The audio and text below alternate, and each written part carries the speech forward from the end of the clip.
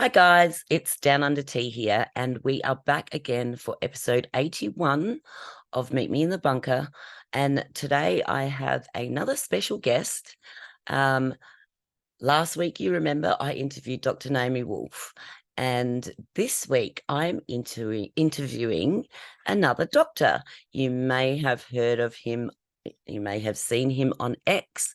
We follow each other on X, and he posted a post a few weeks ago that really touched me and activated me to contact him and ask if he would like to come and tell his story.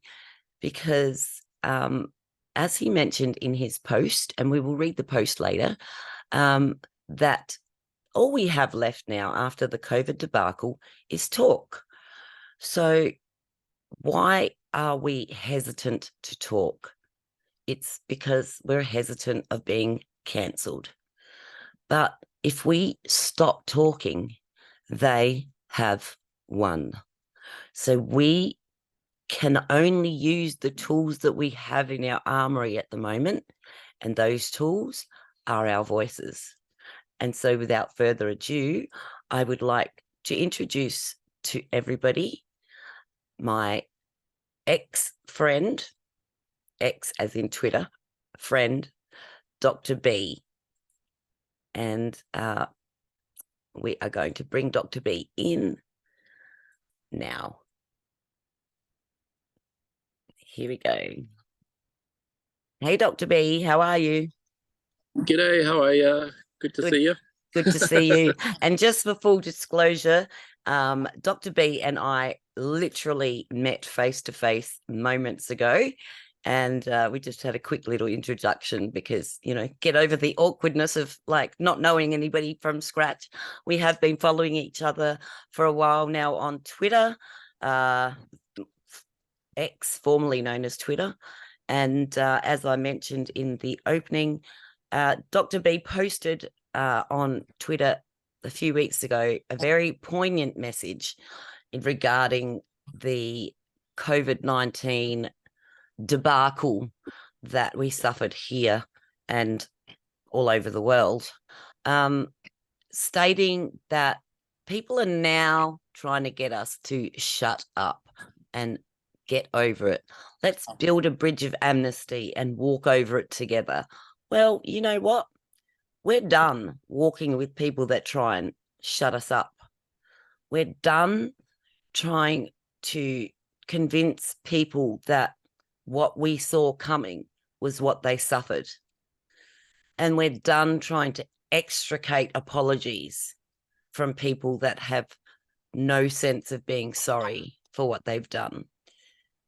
And Dr. B's tweet made me think about it and encouraged me to initiate a conversation with him. And he has gratefully and graciously decided to join us today to tell us his story. So, Dr. B, I'm going to let you introduce yourself. Tell us a little bit about yourself and what prompted you to post that tweet. Yeah, well, thanks, A, for having me as a guest. And I know you're doing great stuff, so very happy to be here. Thank you. Hi to anyone listening. So, yeah, I guess in terms of my story, I suppose in terms of relevant history, so I guess now it's year 2000 is kind of becoming a bit of a turning point for most people, isn't it? Or it's a milestone where kind of the world shifted in significant ways. So prior to that, I was running a company quite successfully, setting up universities in Australia and the like. Previously, I'd worked at Melbourne Uni in the medical faculty, setting up a research institute on health workforce. So I kind of knew a lot of the players, I suppose, not very well, but kind of in the realms of the previous work that I was doing around health and health epidemiology and vaccines and stuff like that, or at least public health, probably less vaccines. But all that to say is in 2000, the kind of world turned on its head. I was in Melbourne and kind of witnessing the atrociousness of what was about to ensue. And one of the things I thought was quite interesting. So I think actually it's funny now, like post all the lockdowns and stuff, I've traveled to a number of places, and it's very hard to relate how kind of awful Melbourne was over the last, at least 2 or 3 years, particularly with Dan at the helm. It was just shocking. It was so, I mean, many people experienced it differently. From my point of view, I didn't experience it very well. I didn't want to be locked up. Yeah. I didn't want to be masked. I wanted to be free and do my thing. And so really around, which is our God-given rights, as they say. As they say, and it is our God-given rights. And it's quite appalling how people just kind of gave that up, vaccinated or not. A lot of the stuff that happened should never have happened for people with any conscience. It wasn't around ultimately the vaccine for me. It was ultimately around our civil liberties and freedom and the rights that we have to live in a so-called democracy. So I think the trigger for me was, February, March, when they started to ramp up the stuff. Is there were a lot of people I knew from overseas and coming from former communist countries or Eastern Europe, South America, and they were all saying this is exactly how this kind of thing starts. When you start locking people down and putting them in, giving them rules and using the police as a quasi-military. And so, I guess that time I started to become kind of moving from someone who really didn't have much of an opinion on politics. Oh, excuse me. Opinion on politics and things. I think we've dropped out. He must have pushed the wrong button. That's all right. He'll be back in a minute, I'm sure. We'll see if he can. I may need to send him the invite again. Let's see if we can go back in, Dr. B. Let's get that back. Okay. I'm just going to pause and we're going to get Dr. B back. Okay. All right, cool. And we are back. Dr. B has found his way back to the Zoom zone. Technology. So yeah, what I was going to say. So I kind of transitioned from just really being interested in business to being quite concerned about what was happening socially and politically here. And I started writing a lot. And it's funny that you say that kind of article you connected with, because ultimately that's what I do, is write, and I love writing. And I was writing a lot, particularly on LinkedIn during that time. And I think just really perhaps articulating what a lot of people were thinking or feeling, but honestly, they couldn't say it. I've had a lot of people kind of tell me that they're secret readers, but they couldn't admit it publicly because they would lose their jobs. And in fact, it's quite weird. There were people who were called in. I know numerous people called into HR saying, "Oh, you've been following Dr. B, and is there anything to worry about?"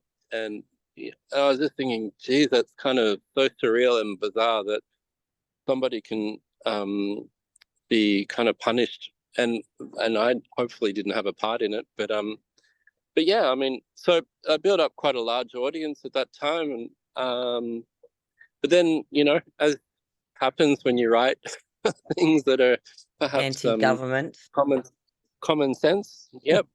I was cancelled, and then I was kind of blacklisted from pretty much most social media for quite some time. So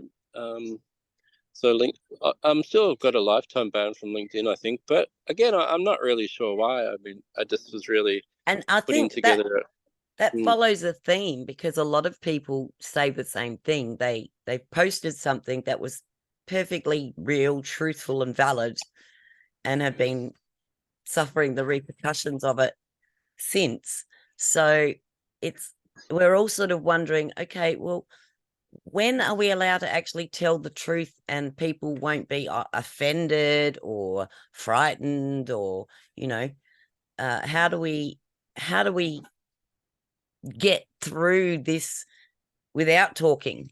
This is what they want us to stop doing. We've got to keep talking. We've got to talk, me and you and other people, me and other people. When we stop, that's when they've won. I agree, and I think it's really an interesting trend. I mean, I've studied a lot of psychology and cults um, and abuse and things like this. And a really important feature of abuse is often is to secretly shame people. So that's why you'd get private messages from people saying X, Y, and Z, or kind of mobbing or whatever, this kind of thing. Mm-hmm. But the antidote is really to speak publicly and to speak openly and to speak truthfully. So Yep. even if you're saying something that you think, you know,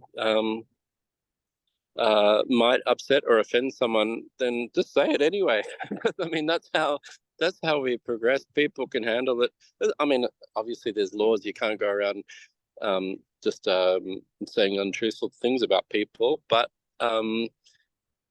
ultimately, I think a lot of the silencing and a lot of this cancellation, and you can see like, um, in Melbourne, Victoria, and elsewhere, I mean, people even getting arrested or getting midnight door knocks from police for simply having an opinion or that's contrary to the government, and that's a very bad place to be as a society. I think if we don't have the ability to tell the truth and we don't have the ability to speak freely, then we don't really have a decent place to live. So I think it's really critical that people can tell their truth.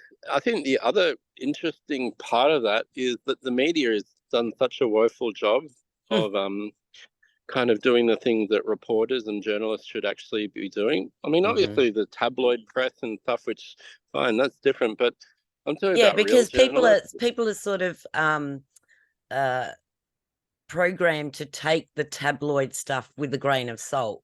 But when you're reading something like the Sunday uh, Times or the New York Times or some of these world-renowned papers are the ones spreading the misinformation. They're the ones I spreading the totally lies agree. and the misinformation, and there are so many people that rely. It's like they talk about people that only watch MSNBC or CNN, or that's the only source of information that they're getting, and it's wrong, It is. or it's a I think straight out lie. agree. I think that's the problem is that these news sources are so commercially dependent on government or a political party. So um, um, that it's no longer news. Obviously, I mean, I think that goes without saying that I suppose America is very polarized in terms of Democrat papers or Republican papers or what have you. But Yeah, I think that's the big problem is that reporting should be um, what you'd expect it to be somewhat even-handed, or at least completely the neutral. principles neutral, or the principles of basic rhetoric is that you and I think that's another problem. In fact, if I kind of leapfrog ahead a little bit, Mm-hmm. it's a problem with readership as well.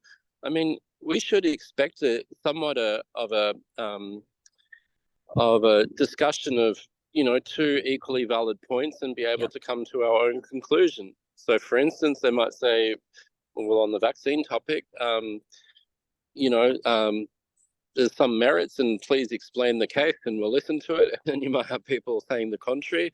But now it's just you don't even have alternative point of views. You just have a dogmatic, um, polemical, partial, Yep. probably financially motivated view that's coming in your face down the line, Yep. and you just think, well, okay, well, this is not reporting. It's all just opinion news nowadays. And Yeah. I think it's actually gotten worse. Like, I think COVID was perhaps just a little taster of that, but now it's so partial and ideological, and it's every it seems like you're living with a toxic partner or something, that everything is coming at you like from a Great Reset point of view or a Mm-hmm. World Economic Forum view, and like, oh, the healthiest people in the world eat insects or something like that.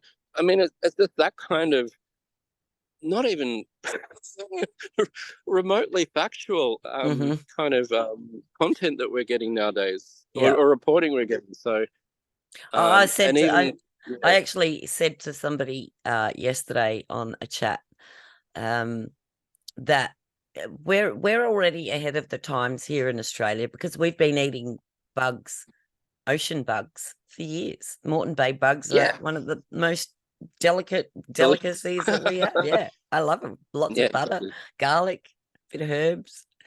But exactly. I mean, I have people that have gone. I've been to Thailand, but Yep. I've had friends that have been to Thailand, and they've gone and done the whole eat the scorpion on the stick Yeah, experience. I've And done that. I mean, my husband would do it, drop of a hat, no dramas. But yeah, no, I couldn't. I just don't You know why. you do it for a novelty. Like in China, I did it, and I remember in Beijing, I went to a market and there was an insect market, and I thought, okay, I've got to try this out. And yeah, I mean, but you wouldn't make it a staple of your diet or whatever. Tell me, But does it yeah, really taste like chicken? I don't know. Like tastes like insect for That's what I me. would think. It would be like grainy and crunchy and sort of flaky, almost like a puff Yeah, pastry. exactly. It's like a oily puff pastry. Yeah, Yeah. it's not particularly pleasant or whatever. So, um, yeah, but all that to say is, I think now the reason why I think it would come back to social media and people kind of giving their perspective. I think in the aggregate, the majority of people tend to get it right, and that's why they want to kind of censor people from having a particular influence um, or I don't know how you'd say it. I think it's just like they don't want more voices talking because, together we might actually come to a particular point of view that's that's dangerous. I think And they're worried that it's that little word called revolution that they're worried I about. agree. I agree. And I think, like it sounds I don't know. Actually, part of the process of getting cancelled, and I think this was one of the reasons, is I was advocating for a parallel movement, which is happening anyway, whether I Hmm. kind of do it or not. Hmm. But that people kind of set up their own communities and do their own thing, and because it's the kind of correct response to um, if there's a system that's not working. And my theory is that the system is totally not working. Pretty much on every facet of life, it's producing negative outcomes. And whether that's media, creating illiterate people who Yep. are open to brainwashing. If it's schools that are not really educating people anymore. Oh well, I can't say that, but I think Well, there's to problems within a, education. to a degree, I think you can say that because if we have got year 12 students leaving school that can't do math, what are they teaching? If we Yeah, have that's the point. That's year the point. 12 students that struggle to read a Dick and Dora book, for those that are, a lot younger than me wouldn't know what Dick and Dora Yeah. is, but if they can't read a Dick and Dora book fluently at the ages of 15, 16, and 17 when they're leaving high school, then the teachers are not doing their job. Yeah, well, I don't want to throw, Not all teachers you under know, the bus, of yeah, course. Yeah. exactly. But there is definitely some. I think. I mean, even like I guess if we're going to be empirical, Australia's literacy rates are falling. I mean, in terms of international comparisons, that Yep. students are less numerate and more illiterate in the past. But I mean, but you could say education. I think food is another one. Yep. There's the um, suddenly they want to mask people up and vaccinate them, but there's no way they'll even contemplate addressing the chronic problems that we have with food and obesity and those Sugar. kinds of things. Yep. Sugar. I just think, like across the board, we've got some major issues and problems, and I think the political system that we have is not fit for purpose anymore. I honestly think we don't need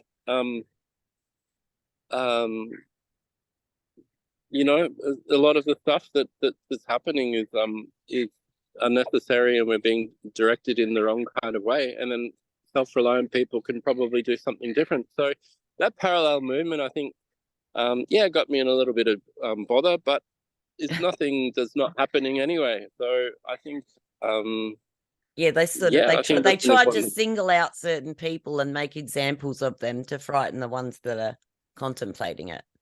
I think that sort of Yeah, I thing. mean, I don't have any regrets though. I mean, if they want to cancel me, then go ahead, cancel me. I couldn't care less. I'll just keep find another platform to write Exactly, on, and or that's the write on my thing. thing.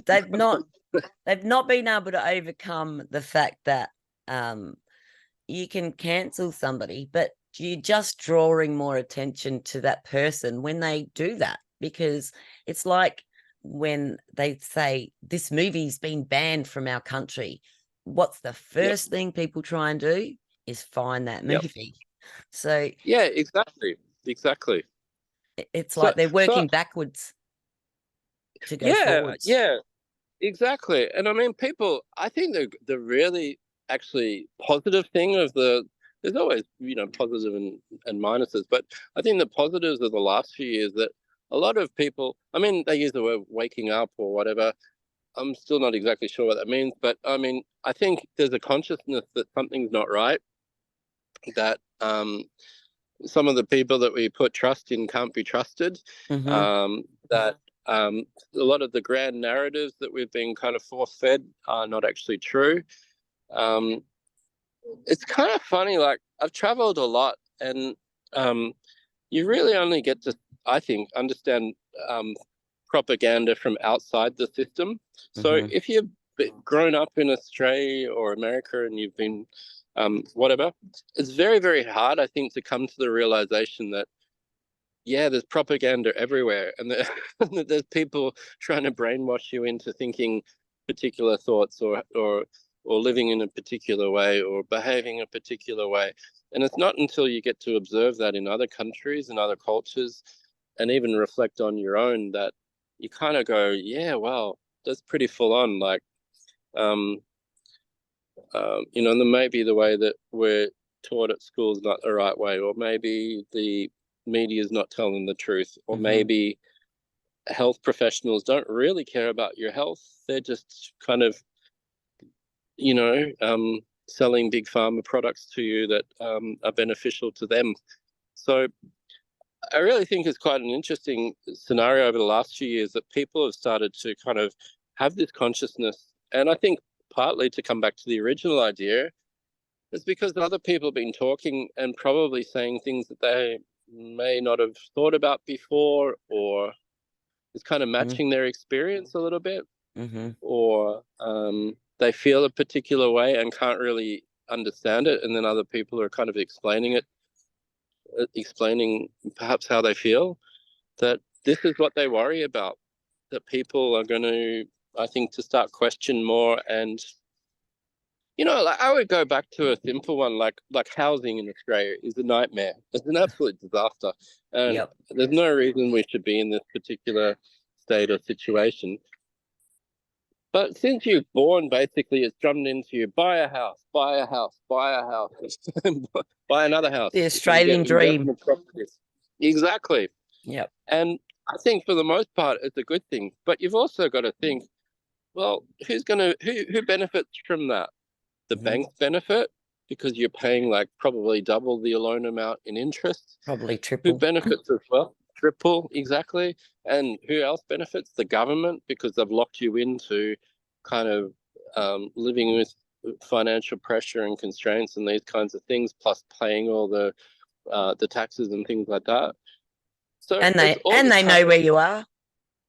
they know where you are, they can follow you, they also can threaten you with this and that. Um, so I mean that's basically propaganda. That's Mm-hmm. brainwashing people. And whether you do go ahead and buy a house or not, I think it's very hard to deny that there's these kind of very strong influences trying to pressure people into behaving a particular way. And I think over the last few years, it's probably come home to people that maybe not all these people have their best interests at heart.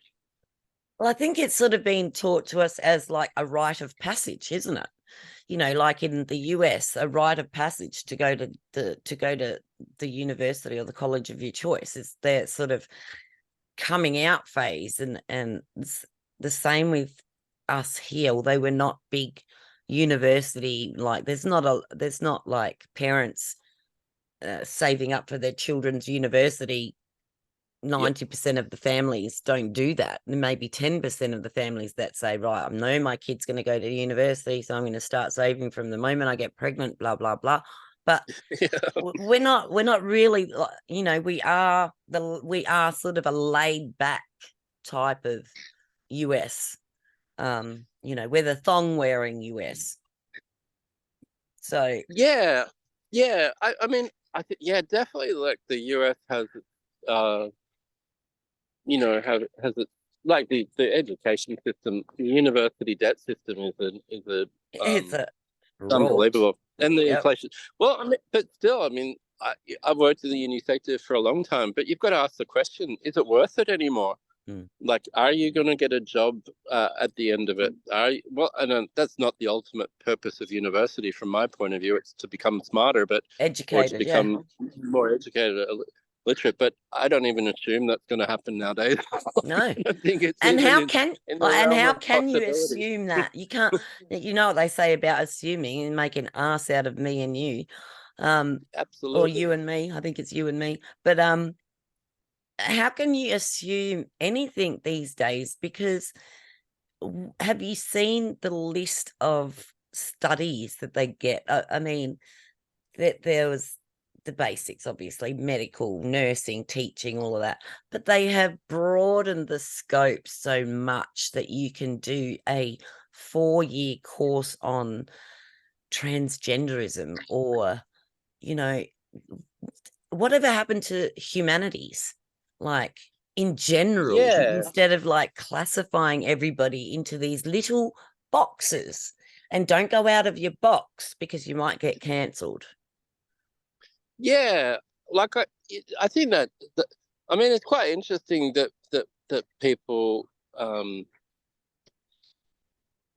I don't know, I feel like the universities are it's an inverted pyramid. Like, really, there should be a few people on top earning a little bit, and then the majority of people studying and kind of generating wealth and doing economic activity. But most of those universities now have a very, very big, thick administrative, almost political class that are just living high off the hog. Diversity, equity, and inclusion. Yeah, but then it's like they're kind of pushing these subjects, and I guess from my point of view, I don't know. Like, I've got a bit of a kind of left of center theory on some of the stuff, like transgender and identity politics and things like that. I think with my view is, like, with AI and machine learning and all these things coming, I think with social media as well, I don't think we're going to end up in a good place. And I wonder if somehow identity, the kind of fashion of identity or the popularity of identity, relates somehow to, in a perverted way, to a kind of a new humanism, which is not really replicable by computers or AI. So, for instance, that non-binary something, blah, blah, blah, I'm wondering if that's not just a creative way, like a defensive way to kind of maintain some value or not humanity, what's the right word? Some uniqueness or originality for humans that AI can't replicate. I just Never feel thought like, of it that way. yeah, I just feel like it's, but I think there's a sinister element too. I think the transgenderism is definitely a kind of a front for transhumanism, and I think there's a lot of kind of people pushing the breakdown of traditional categories like gender or your race or your nationality or your blah blah blah, and Boxes. trying to kind of try to dislodge these are quite a way not to create more individualism or uniqueness or originality or specialness in people, but really just to bring in this kind of transhuman new AI robotics world as well. So I think, yeah, I think this whole area is quite interesting, transhumanism, the gender stuff, because I think if you can break down men and women, then you can start to, imagine new categories of society and people, and start to dismantle some of the humanist ideals that we've got and the enlightenment background that we have. Yep. I think that for me over the last little while is the most obvious and perhaps most sinister part of the whole Great Reset, with green agenda, all this kind of stuff, is really to dislodge the Enlightenment ideals that we have. So, the value of the individual, private property, free speech, individual human rights, all these kind of things that we've inherited from the Enlightenment. I think now that's where they're trying to kind of really, pull up the plans and reboot something else. And I see, like, in public discourse, things like freedom is a luxury. No, it's not.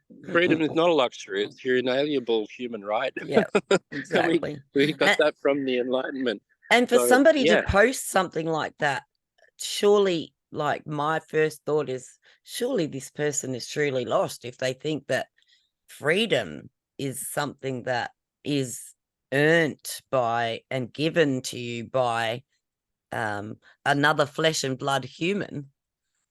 Like, yeah, exactly. I mean, and also that your freedom is dependent on asking somebody for it. Exactly. Like, if you got to ask, you're not. You're not exactly free. It's so simple. I know. Exactly. Exactly. So so I see this all over the place. There's all this attack on your freedom, your rights to like, you'll own nothing. What is it? You'll own nothing and be happy. Yeah. Again, that's an absolute kind of assault on Enlightenment thinking, that we have a right to private property and to work hard and kind of make a life for ourselves. So, but I've said it before. Sorry, Brendan, Dr. B. I've said it before. You tell a millennial today that you have to give me your iPhone, you have to give me your computer, you have to sign over your house, you have to do everything. It all comes to me. You give it to me. I might let you use it every now and again, but it's not yours. You just go out and work to pay the man and have no debt. So if you are working to own nothing, when are people going to connect the two? Like, working to own nothing. Usually people work to own something. That's what they get a job, they want to buy a car, or they want to buy a house, or they want to get married, or they want to go on a holiday.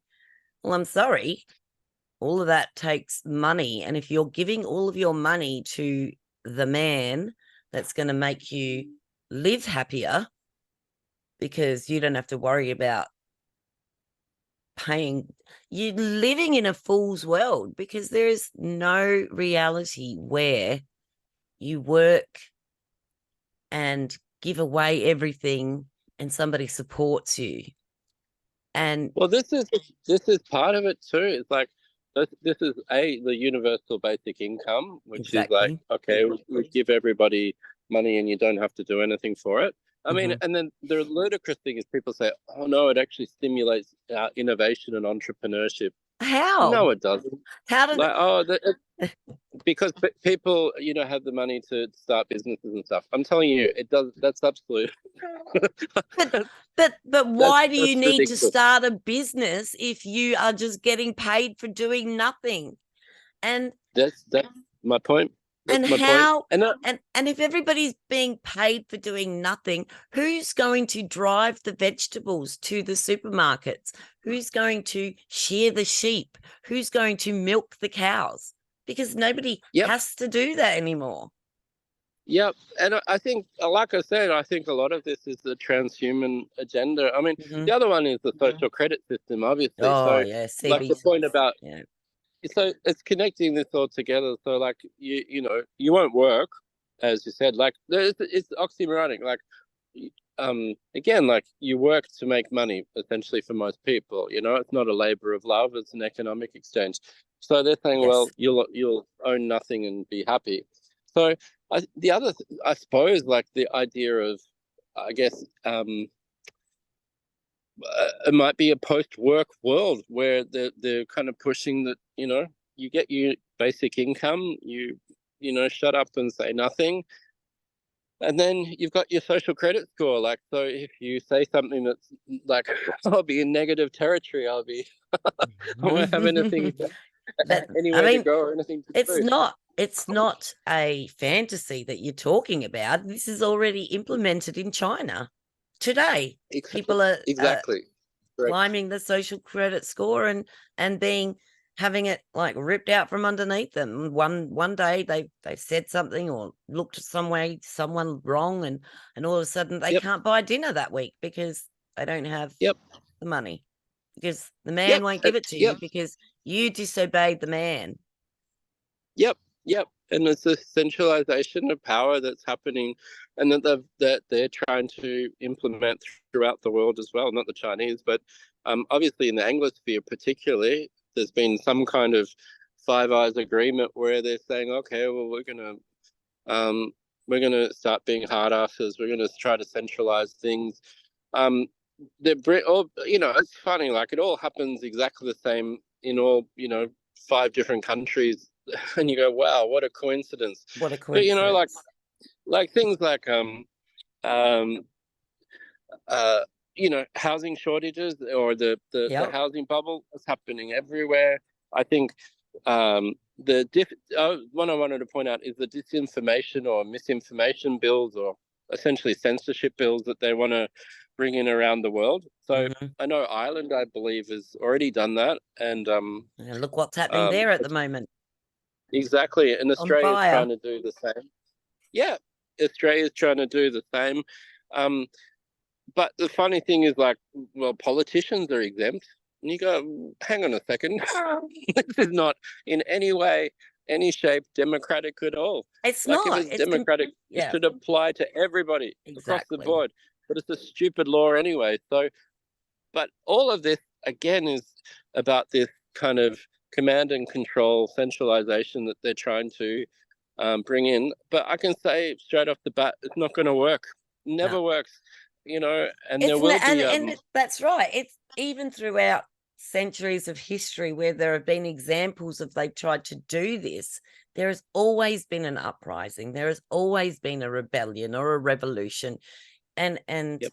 you know, you and I may not be here for the big bang of it all, but it's coming. And these people know that it's coming. And Yep. they're scrambling now with, people like Trump and the new Argentinian president. We've Netherlands, got people, Wilders just got in.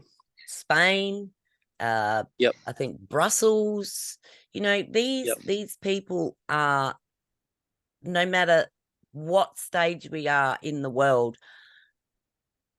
And I think people will probably say, this is a sad statement, but there is no way that everybody in the entire world is going to conform at the same time, be as one world order that they think that we want. We don't want it. That's what they want, obviously.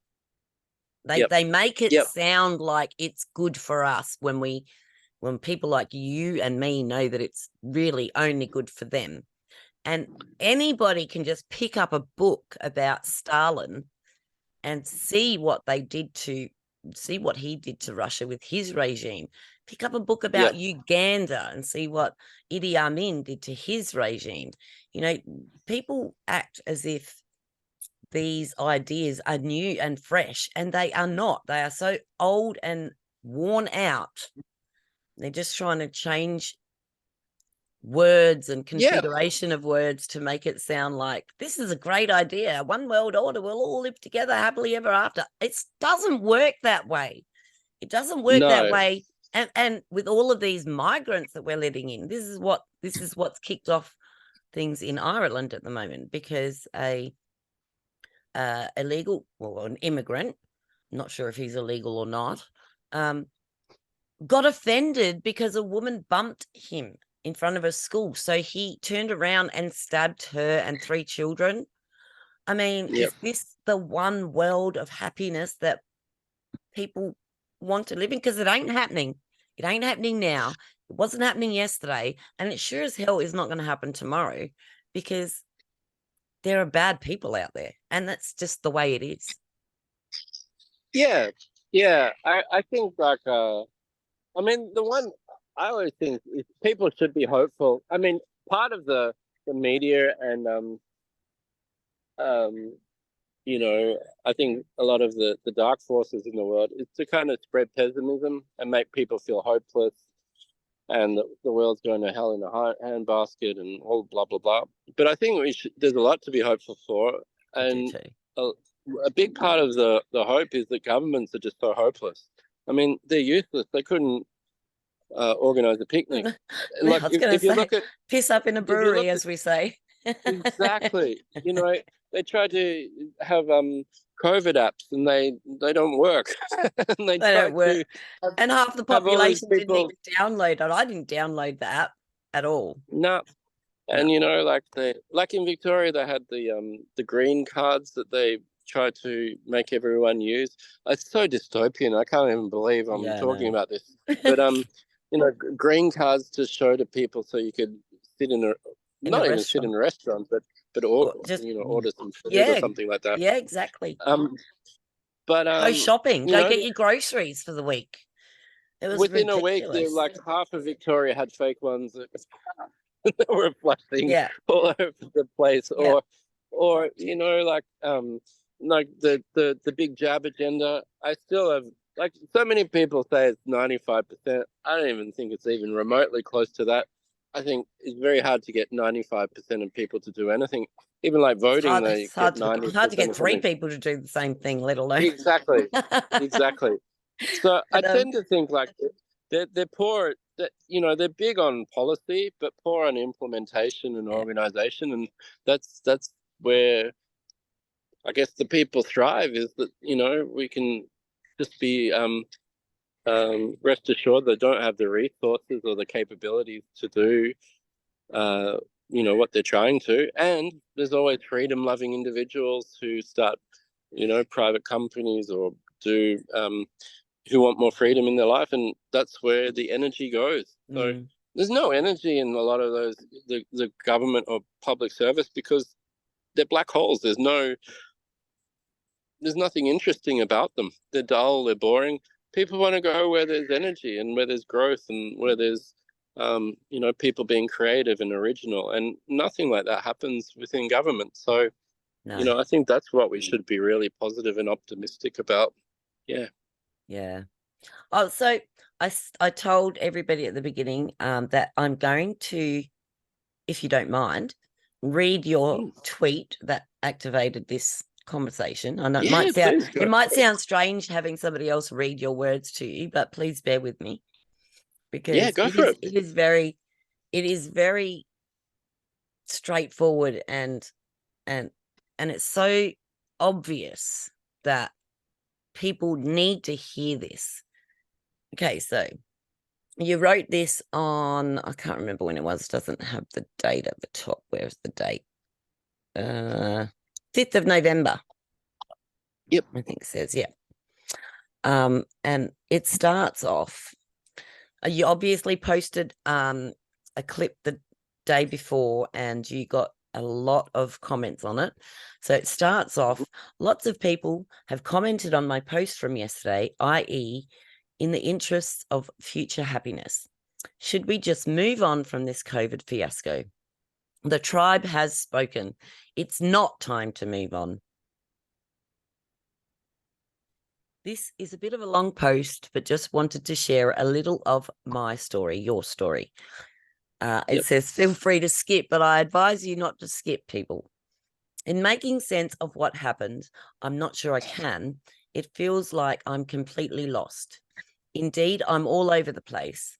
While I understand why people are now making the point, it's time to move on, but I wonder to what? It's like returning home from a trip overseas to find your house has been burnt down. Nothing's there like before. I don't think this comparison is too far stretched. Prior to COVID, my business was finally growing again. I was getting back on my feet after a couple of tough years. A few international holidays were planned, enjoying my work, going to the gym, eating out, then boom. For a couple of years, I was trapped. My work was unauthorized. My friends lost their jobs, left Australia, and went back to Europe. I watched my city go from an accessible place to completely inaccessible. From a peaceful place that felt safe to one marred in violence and that no longer feels safe for me at all. Prior to lockdowns, I was extremely healthy, going to the gym every day, Pilates, swimming, and then kaboom. No access to the gym. My gym group excluded me and refused to meet me. The Pilates studio kicked me out and stole my class fees. My family shunned me. That's a common one. My health declined, though I walked and walked and walked. It's not the same. I couldn't go to a cafe or a shop to get food, a haircut, or buy a book. I had a backpacker cafe staff who arrived in Australia months ago, treating me like a second-class citizen. I had a fat and unhealthy little authoritarians decline me service. For what? My relationships deteriorated as I went from normal dude to criminal outcast, simply for disagreeing and wanting to decide on what I put in my body. My office was unusable, although I was still paying rent, and there was a looming threat of police or authorized health workers bursting in and finding me if I was working there. The savings I had made were dwindled away because my entire industry and business was shut down. I couldn't earn a living and obviously couldn't get a job. So I spent what I had, worked hard to save over years. Having said that, I had a fun time doing creative writing. Over a few months, I developed a healthy relationship with my LinkedIn community, people who were similarly shocked by the hysteria, which is funny now because you say that you're banned from there. But by simply writing funny articles that poked fun at the ridiculousness of it all and keeping people in good cheer, thanks for reading and supportive comments, that's for us guys, I was cancelled for no reason. From there, I went on a lonely search for platforms where I wasn't banned, to the sad realms of BitChute and Gab to hang out with other rejects. I'm still on Gab. Yeah, no offense to people on Gab or BitChute. That's all right. So I went from being physically, mentally, and intellectually healthy to being persona non grata. Here's the thing, too. I did nothing wrong. All I did was decline the generous offer of a dangerous non-vaccine gene therapy, read widely and shared a dissenting view. So how on earth can I simply go back to normal or move on? I'm still rebuilding or trying to rebuild. Despite having shocking PTSD on top of existing PTSD and having no sympathy or support from those that cause this misery, true, I'm trying to come to terms with what happened. It must be easy for those who gained during COVID.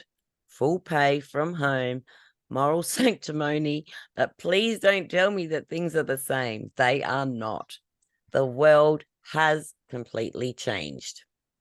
Yes, I can go back to the gym, start work, go to a restaurant, but I'm not a cyborg. I have mixed feelings about these people and places. Do I really want to engage with such morally dubious and cowardly people? Not really. I may feel lost, but I won't stop talking about it. Talking about it, that's all I got at the moment. The end, guys. Those last two lines is what prompted me to send this gentleman a DM and ask him if he would like to come out and tell his story. So I'm going to let you take it from there and maybe expand on what we've just read. And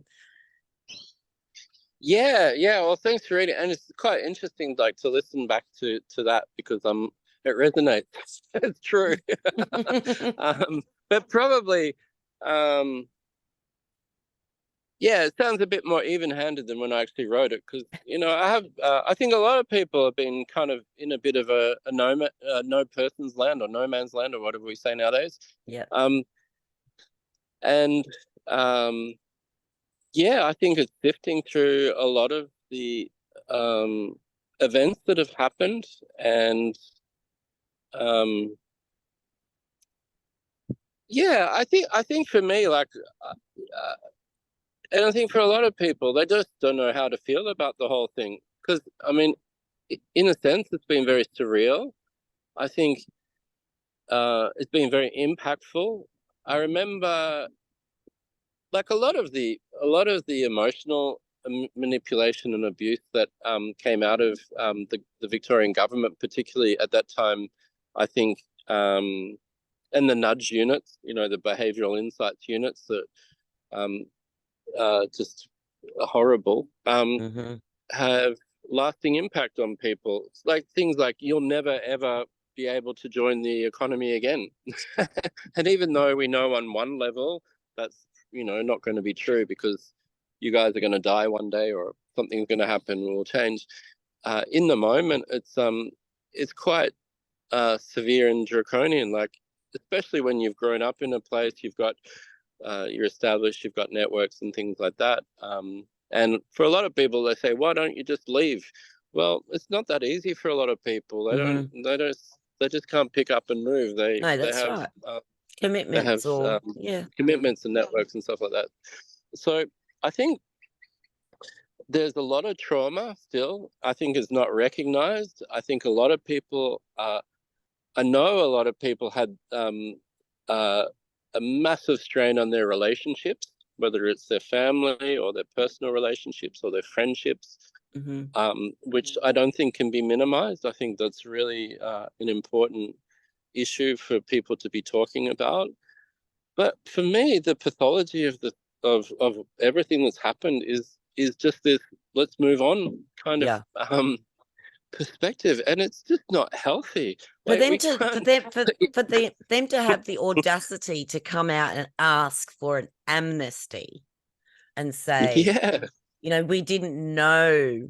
Well, you did know, because we were telling you. You didn't listen, and you didn't want to listen. So why should we now cower to your, feelings of guilt and mixed emotions and pretend like you didn't say the things that you said to us? Exactly. And the thing is, I would have appreciated, honestly, I was never going to take this vaccine because it's just not me. I just don't need it. I don't want it. I wouldn't do it. But I mean, the way they communicated was just so appalling. I mean, and unnecessary, and it was aggressive, contemptuous, spiteful. Lies. It was mean, lies. It was just all complete fabrication. Exactly. And they could have just said, look, we know you don't want to take it, but here's the reason. Like, be a little bit persuasive, or maybe have more goodwill or something like that. Just speak civilly to people. What did ScoMo say? ScoMo was like, we're not mandating any vaccines in Australia, but as a strong suggestion from your government, we think that it's a good idea that you do. I mean, exactly. Like, so many of these businesses are reliant on government grants and payments that they have no choice but to take the advice of the government, and therefore, just annihilated hundreds of thousands of people's livelihoods. Exactly.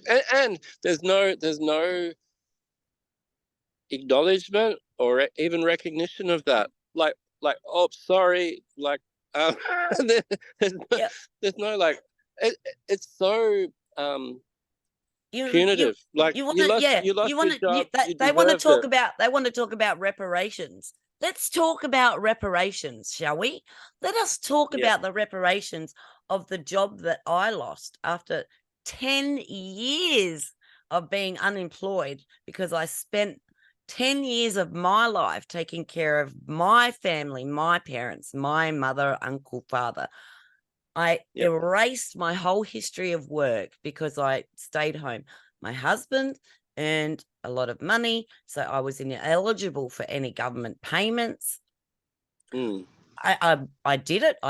It wasn't about the payments, but hell, now it is, because after 10 years and I struggled, and literally, Dr. B, I got on Facebook and begged somebody to give me a job, and somebody gave me a job. 4 weeks later, COVID hit, and I was gone day one. Yep. Yep. And because I was gone day one, after 4 weeks, I wasn't entitled to the stay at home and get paid or job keeper or job seeker or anything like that. I wasn't entitled to it. So, Yep. you know, I want Yeah. my reparations now. I would have been working for 4 years. Government needs to pay me for those 4 years that they stopped me from working by terrifying my new boss into sacking me. Yep. Yep. Yep. It's I mean, I think there needs to be like an open discussion at some stage. And, any decent government, in my view, would have an open forum, would have town halls where people can actually talk about their experience and what happened, and try and have some kind of healing or some kind of way of moving ahead. My big problem, from a personal level, like wherever I walk around, I have constant reminders of just someone being rude, mean, being excluded, whatever. So it's like I'm constantly reminded on a daily basis of stuff that happened, and people just have moved on or whatever. But I think, there needs what my worry and concern as well is, I guess, from at a society point, is just by simply burying this and not acknowledging it and not talking about it, not being open about what exactly happened. We're doomed to let it happen again. And it's going to create a lot of repressed, nasty hostility in the future. And I really worry particularly about young people who, grew up or had a lot of formative years in, imagine 18 to 21. I mean, that's one of the most, I guess, from a lot of people, it's the most, one of the most significant times of your life, and you're locked in high, at home or something like that. Yeah. But I think the mental cost hasn't been played out. And I just think there's a lot of social problems that we've kicked down the road, and we could actually nip it in the bud and deal with it now and try to address it. But simply by pretending this never happened, or it was all okay, or nobody was suffered, or nobody was a victim, or nobody had any response to this, is just going to add trauma upon trauma, and is not going to be healthy for us, or a society As a in society, general. yeah, that's right. Yeah. And I mean, look, I know really I've got two I've got two in that age bracket that you just mentioned, between 18 and 21. They were both at school at the time. And thankfully I managed to keep them unvaccinated. But we had a vaccination station at our school. So there would have been shedding everywhere, and all of these people, you say shedding, they go, excuse me. No, even the drug companies have admitted it now. Yeah. I don't. Here's the thing.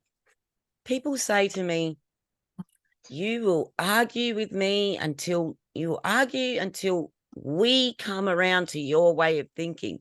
But I don't see it that. Yes, I do get heated because it's so frustrating. But when I try and discuss things with people, I always say to them, don't take my word for it. there are so many resources that you can look at. I can send them to you, but I can take you to the river, but I can't force you to drink. Well, As, that's the thing is like, yeah, there's a I'm like, a funny thing is that I think a lot of the, hardcore pro-government, vaccine people, they think, well, I don't know, in the case when I interact with them, that I'm trying to win a point or something. Honestly, yeah, I'm not. I don't care. I couldn't care less. I don't know if, I don't want to be right. I don't want people to be suffering. I don't, if it worked, I'd be the first to probably exactly. say it. Take it. But Yeah. If it, exactly. Yeah. yeah. But I had one person say, "Oh, you're just a cooker or something like that," A and it's frog like, oh, fair boiler. enough. Yeah, something like that. And it's like, show me one study that shows me mRNA, is dangerous. And then I said, well, there's a list of 1,000 because Yeah. there's aggregate sites aggregating all these And you never heard from all them the again? others. And then I said, there's 1,000. It'll take a time to get through them. I mean, maybe you'll disagree with 900, but there might be 10 of them that you can see a point. And I mean, there's a range of kind of quality, but I think the results pretty much speak for themselves. Yeah. But then, oh no, this was just the Johnson and Johnson. I mean, just an absolutely incredible amount of denial, and not even a willingness or open-mindedness to simply sit down and read these things. So, Yeah. I mean, that's one of the scariest parts of the whole thing is the zealotry, the people who are just so fanatical in defending their position, to the detriment of common sense or Mm-hmm. or acknowledging. So I I'll take a leap, but there's this fascist kind of authoritarianism that we've lived through, and I always refer to the last few years as a dictatorship because it was. Yep. I Especially don't, with that probably Dan. still is. Yeah, he was a dictator, and when your job is not authorized, and you've actually got a government putting out a list of authorized work and non-authorized work, or authorized car parking spaces and non-authorized, you're Mm-hmm. pretty sure you're living in a dictatorship in that environment. Yeah. But yeah, I mean, people, they don't want to.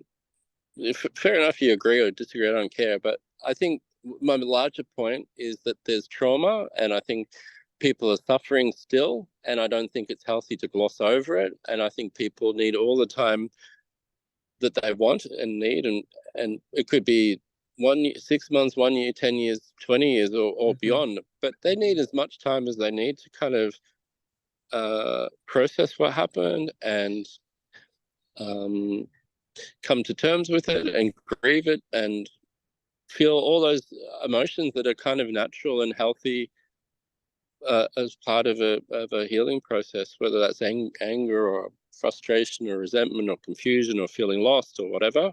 Mm-hmm. But personally, I'll never agree that we can just move on and it's healthy to do Yeah. so, because it's not. I mean, Yeah. that's not how we get to a good place. And I think it's perpetuating the sickness that that Yeah. that happened here, the hysteria and all that kind of stuff. And I mean, imagine like being a sole person in a family of five that has these feelings and can't feel like you can talk to people within your own domain about them because you're so at odds with people that you sit down and have dinner with. Yeah, yeah. Look, I think one of the things I really enjoyed, well, actually, I felt so kind of humbled by it. But when I was writing on LinkedIn, I'd get a lot of people say, thank you, it's really cheered me up or helped me kind of, a lot of people from the LGAs in Sydney that were Okay. in lockdown similarly. Um, but I also got a lot of people just kind of unloading their particular story or event that happened. And some of it is just horrific, like, no, I actually wouldn't share anyone's story, but just really, really, really horrible and rough experiences, and kids getting maimed or becoming disabled or suffering strokes or all this kind of stuff. And then in this post environment to say, oh well, it doesn't really matter. Yeah. Like, I just can't believe how inhumane that is. Like, it just seems like it's double whammy on people. It's like, hang on a second, this is. So I think part of it too is we need to kind of articulate who we are as people and what kind of society do we want to live in. And I think one that's repressed and in denial and kind of slightly loopy is not not good for people. Yeah, at all. And like you said, that the block. I mean, another thing is just blocking people and saying, or basically invalidating and minimizing their experience, no matter what the experience people had through this time. It's legit. Some people say, oh, you lost your job. Oh, well, you'll get another one. No, it won't. I had some.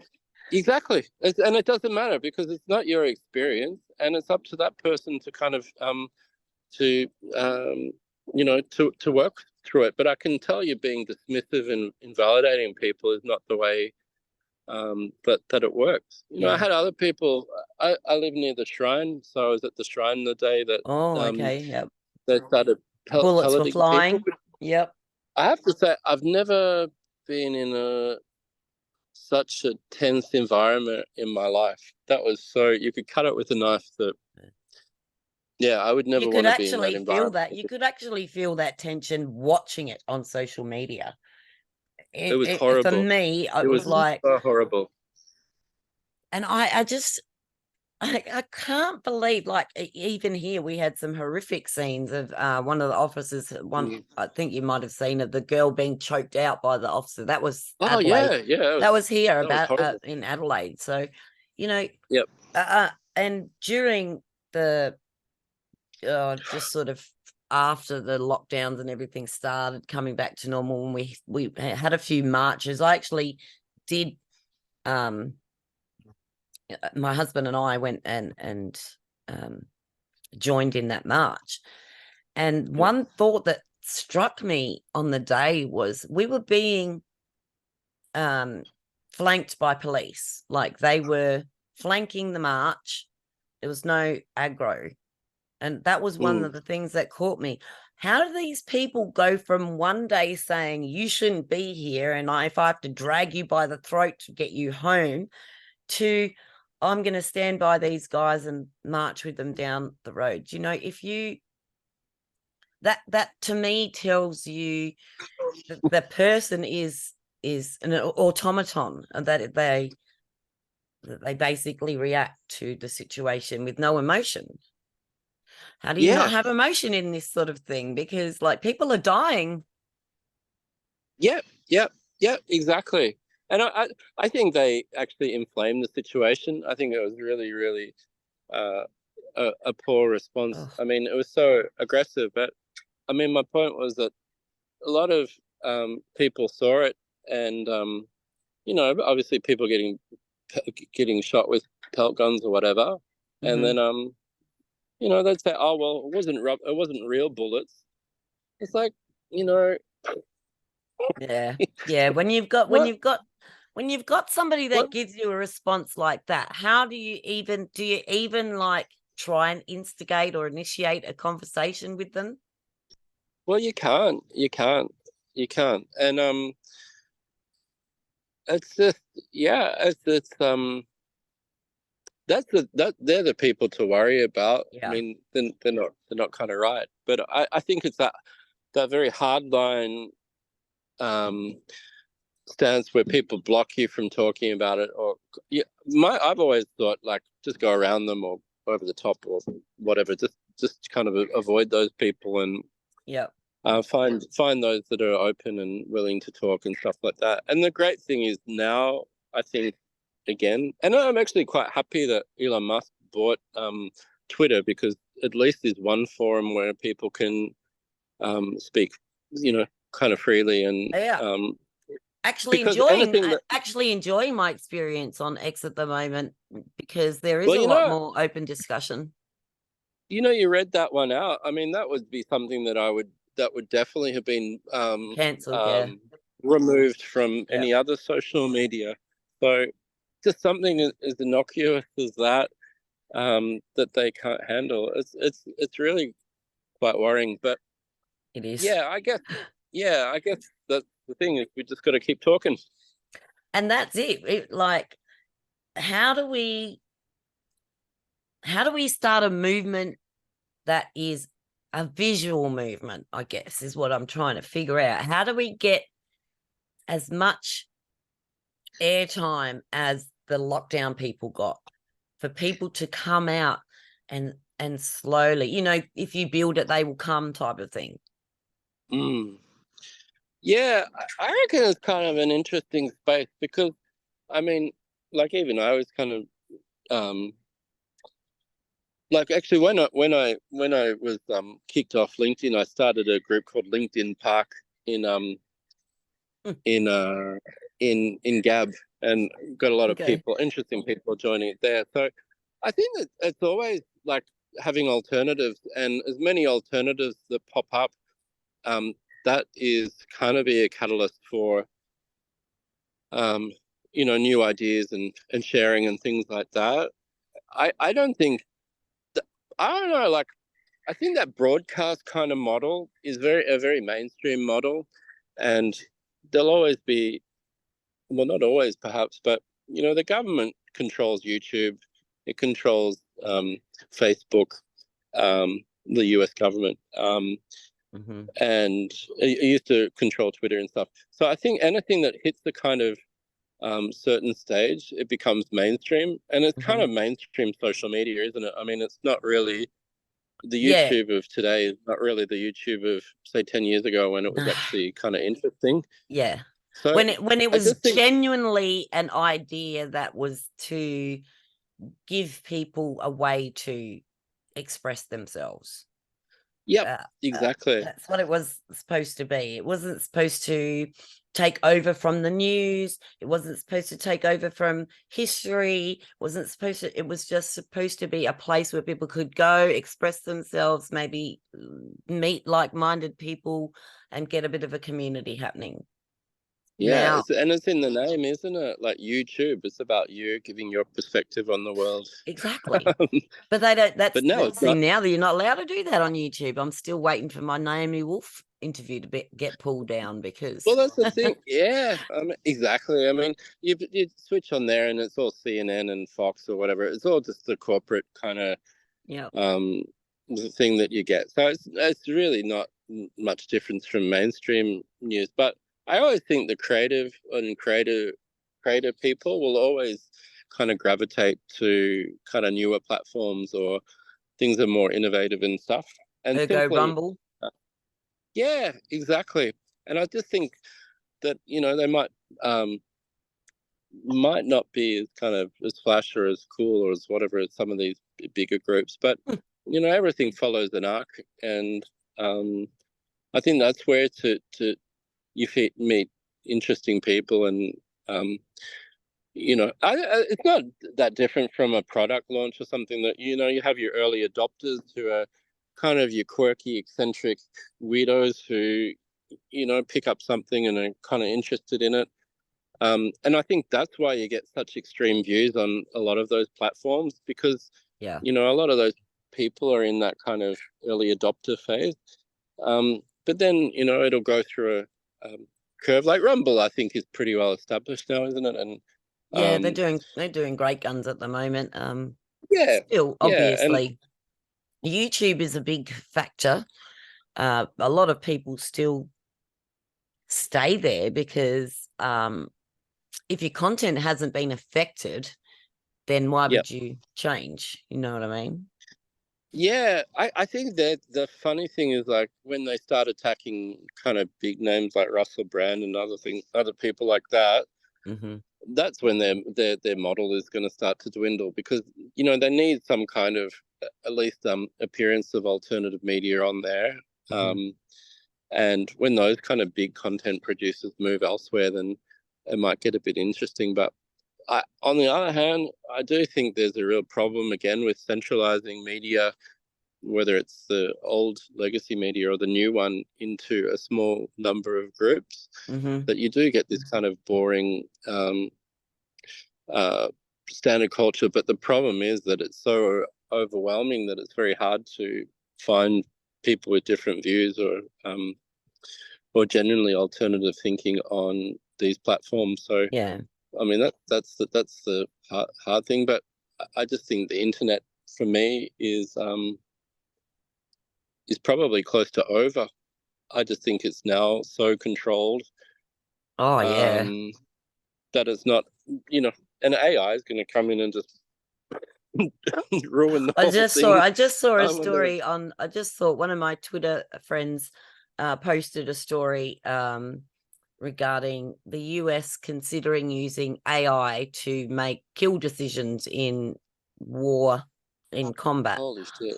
And she said, her comment was, they have learned nothing from Skynet, like referring to the Terminator, obviously. Yeah. My retort was, oh, I think they have. I really think they have learned a lot. And they've realized that Skynet is what they want until they can't control Skynet. I totally agree. Yeah. And they can't. I think based on the systems they have, that's the logical conclusion. That it has to end up in something like Skynet. Yep. Yeah. Yeah, it is. And I think that the intelligence and logic and computing power of AI is undeniable. I mean, it's just going to end where that has control and separation. Yeah. Well, that's why I think it's important we go back to talking and connecting, and I think reality. Like, we need a bit more reality in play. And having quirky people and having different ideas and all that kind of stuff is really really key. Yeah, I think so too. I think you're absolutely right that if we feel pushed into silence, that is all the more reason to talk, all the more reason to yell and scream and stomp your feet, because if you've got to get the attention, and it's not about personal attention, it's about getting the attention to pass on the information. That is what news was supposed to be. That is why news comes on at 6 or 5, because everybody knows at 5 o'clock or 6 o'clock, we sit around the lounge suite, the television, and we watch the news of the day. When we sit in front of that TV, we want to be told the truth about what is happening in our local areas and in our countries. And for some reason, all norms have disappeared into a narrative that nobody understands. Because my mother, who is 82 years old and has very little idea about these sorts of things, sits there and shakes her head and says, what? Like, what? Where are they getting this information from? Like, I've seen this with my own eyes, and I know it's not true. How many millions of people are they brainwashing with this lie day in and day out? And it's not just at 6 o'clock in the afternoon anymore. It's at 6 o'clock in the morning, 8 o'clock in the morning, 11 o'clock, 12 o'clock, 1 o'clock, all day long. You can saturate yourself in news if you want. Yep. I think one of the dangers, I guess, going back to our previous, conversation on trauma and things, is the one thing I have a problem with is this kind of media cycle of what you need to be thinking about and talking about at a particular point in time, and when it's what's popular and what's not popular and that kind of thing. So again, I think a lot of people that have kind of are still reeling from the last few years are in almost a position, and it's kind of like you said about silence. It's like, but it's not the silence of just censorship. It's the silence of kind of like well, we're not interested in this topic anymore, or oh, you're kind of weird for talking about this, or like, you Get know, over it. get over it. It's that kind of silence, I guess you might call it. That's the problem, because I think, again, people need to kind of process this in their own time, and they're not going to have this reflected in the kind of contemporary narratives and in the media and things. No, that's right. And in fact, they might even be mocked, or kind of makes, oh, they're still going on that, are you? So I thought it was quite interesting. The other night, I caught a bit of the project where Steve Price was talking about quitting the Portsea Golf Club if Daniel Andrews was given a membership. And the response from the other kind of panelists was like, "Are you still on that?" And it's like, yeah, of course. I mean, I think people will be on that for a long time, but it's that kind of thing that I think that really gets my goat. I just think that again is I can't believe you actually watched the project, Dr. B. Yeah, people say that. I actually watch a lot of different. I watch I call it answer and answer, but Q&A. Yeah. I watch a lot of different media just really to get an insight into how they're kind of portraying the world and stuff like that. Yeah. People often say that. I do the same, but I try to stick to the clips that I can find, because I don't want to give them the ratings. I really just don't want to flick my channel over there and then my rating be part of their success, because they don't deserve that success. Yeah, of course. In my view, they don't deserve success, not because they're not good people, but because they're spreading bad information.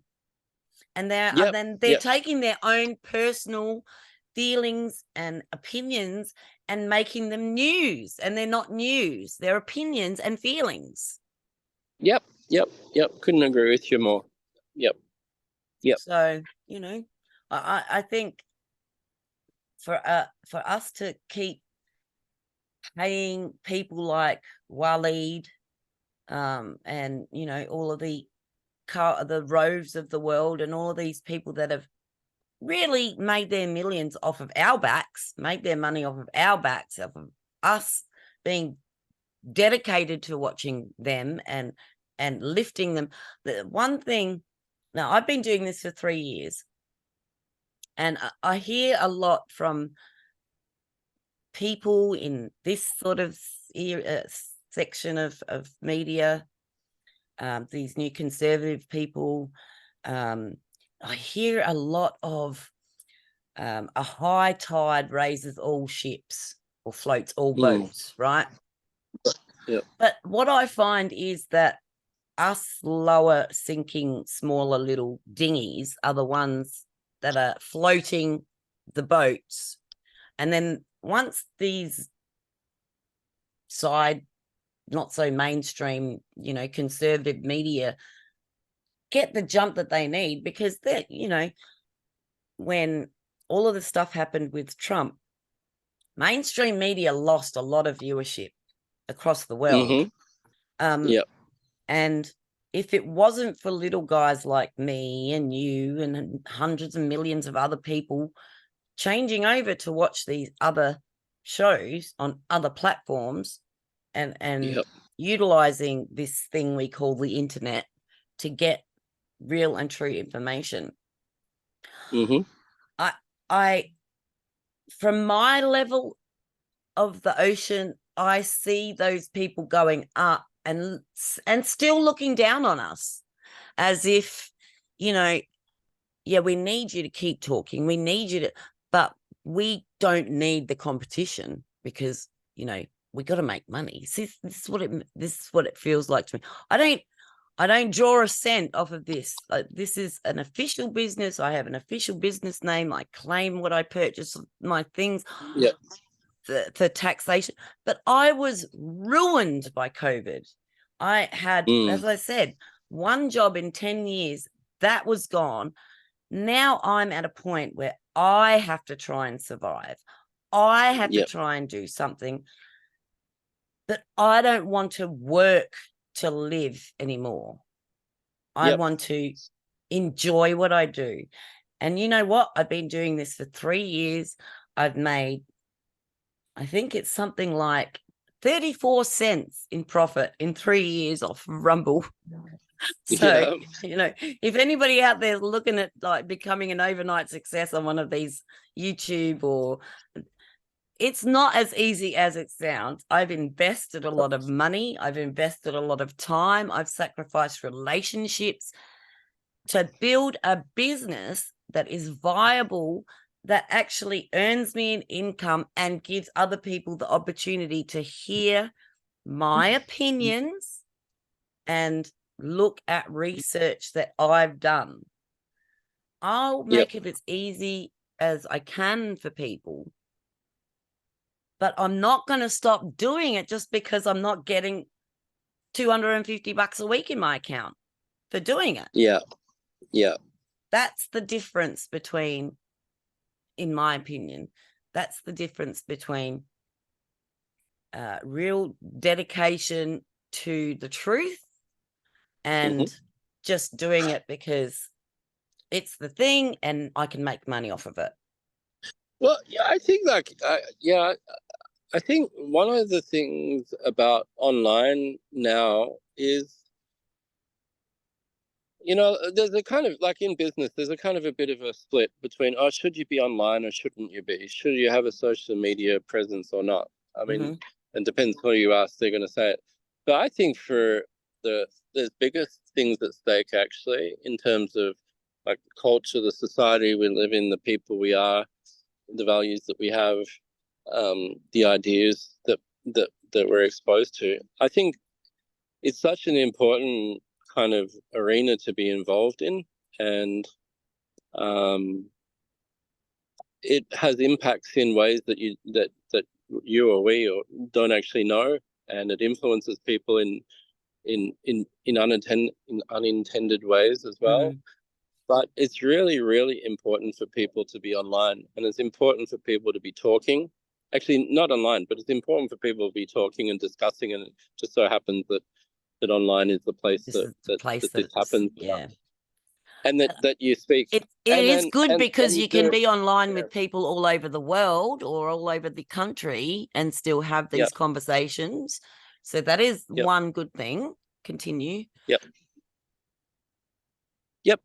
So I think that's the thing, is like we're at a cultural kind of flashpoint, and it's really important that people are kind of digging in and telling others what their experiences are, and it does have impacts and beyond commercial. But it is democracy now. It is where people are, where ideas and policy and all these things are being shaped now.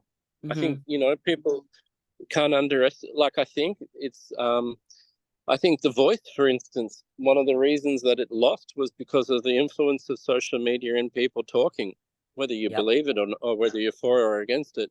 I think that referendum, it was actually played out, a lot of it was online. So it does matter. And I think in the aggregate, everybody's opinion is important, and it actually leads to a particular outcome. I was going to say, it started to rain here, so I might have to wrap up in a second. I think we sort of can wrap it up there anyway. I think that's the general sort of gist. We want people to know that if you can't find somebody close to you, come and find somebody like me or Dr. B. We're available. We're here on Twitter. If you just want to, get it out there, just spill your guts, as we say, do it. We aren't going to cancel you. That's one thing we can say for sure. So I had a great chat with you, Dr. B. I think that maybe we could discuss this a little bit later on and maybe take this in another sort of direction, maybe a regular weekly or fortnightly or whatever. Maybe the Victoria Report, we could call it. Well, happy to help if you need some help. Well, I think we all need to help each other, and if talking helps you and talking helps me, it's got to be helping somebody else. Yeah, agree. So, Yep. all right. So let's wrap it up there. Dr. B, I'm going to give you the opportunity. Please tell everybody where they can find you on the socials. Yeah, so I really only have one at the moment. It's Harvey Snowball Choo Choo, which is my little puppy, Havanese puppy's name.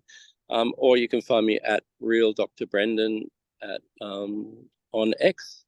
But yeah, that's the only platform I'm really taking an active interest at the moment. And but yeah, feel free to connect or drop me a line or say hello. And yeah, leave a comment, happy to. guys, if you've enjoyed today's interview. Get on there and catch him up and leave him a comment. See, tell him like I did that if any of his story has touched you, you know, that's why we're here. That's why we're here, ultimately, to help each other get through this. Yeah, So true. And also, like, I love writing. So if you've got any ideas and you want me to write about something, again, chuck it on the comments, and I'm very happy to write about that if you want to read something. All good. sounds great. All right. Cool. Well, All I'll right. let you Lovely go, to dry meet off. You you. too. We'll talk again soon. You have a great day, Wonderful. Dr. B. We will talk Same to to you you. soon. Thanks for listening, people, too. No All right. worries. Cheers. Bye. Thanks. Bye. Bye. And there you go, guys. That was Dr. B. Harvey Snowball Choo Choo on Twitter, or X rather, or at Real Dr. B. And that's just one of the conversations of millions and millions and millions of people out there that have been going through something over the last 3 years. Anything you've been going through is valid. Find somebody that you can talk to about it. And if you can't find somebody to talk to close by, have a look around. There's always somebody like me or Dr. B. There are lots of people around that are on your level. Don't feel like you have to reach for the stars. We're all here. We're willing to listen. So I hope you all enjoyed today's interview. I will keep you informed as to the next time Dr. B graces our screen. And we will see you again soon, hoping to bring up my new panel show. Been doing a bit of a test over the weekend, see how we gel with some other people. So stay tuned for that, please. And remember, guys, where we are in this point in the world, we have to always keep the faith, follow the facts, and don't forget to find the fight. Mega out. Bye, guys.